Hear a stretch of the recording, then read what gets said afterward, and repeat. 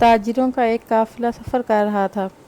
جب رات ہوئی تو سارے تاجر سو گئے، اس میں چوکیدار بھی تھا، اس کی بھی آنکھ لگ گئی۔ جب چوکیدار سو گیا تو چور آئے اور سارا سامان لے گئے۔ جب صبح ہوئی چوکیدار نے جب دیکھا کہ سارا سامان تو چوری ہو چکا تو اس نے بھی ہائے ہائے کا شور مچانا شروع کر دیا۔ تاجروں نے پوچھا کہ کیا معاملہ ہے تو وہ کہنے لگا کہ وہ نقاب پہن کر آئے تھے، میرے سامنے سے سامان اٹھا کر لے گئے، میں اکیلا تھا، وہ بہت سارے تھے۔ لوگوں نے کہا کہ عقل مند، تو نے شور کیوں نہ مچایا؟ کہنے لگا کہ انہوں نے چھری دکھائی، بولے تو قتل کر دیں گے، اس لیے میں خاموش رہا، اس وقت میں دم نہیں مار سکتا تھا، اب میں فریاد کر رہا ہوں، اب جس قدر چاہو میں شور مچا دوں گا۔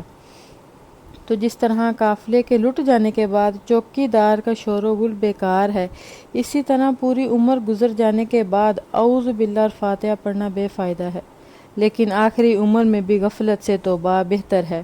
میرے رب تعالیٰ کے لیے کوئی چیز وقت بے وقت نہیں ہوتی۔ اللہ تعالیٰ تو جب معاف کرنے پر آتا ہے تو بندے کے سارے گناہ معاف کر دیتا ہے۔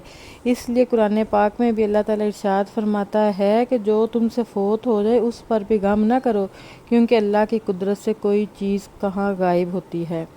تو اسی لیے آج ہمارے پاس زندگی ہے، ہمارے پاس سانسیں ہیں، لیکن جب ہمارے سے یہ سانسیں چھن گئیں تو انسان بھی یہ شور مچائے گا کہ ایک دفعہ مجھے دنیا میں بھیج دو۔ تو روایات میں آتا ہے کہ انسان مرنے کے بعد تمنا کرے گا کہ یا اللہ مجھے ایک دفعہ دنیا میں بھیج دے۔ پوچھا جائے گا اب تو دنیا میں جا کے کیا کرے گا؟ تو بندہ کہے گا کہ یا اللہ میں کبھی سجدے سے سر نہیں اٹھاؤں گا۔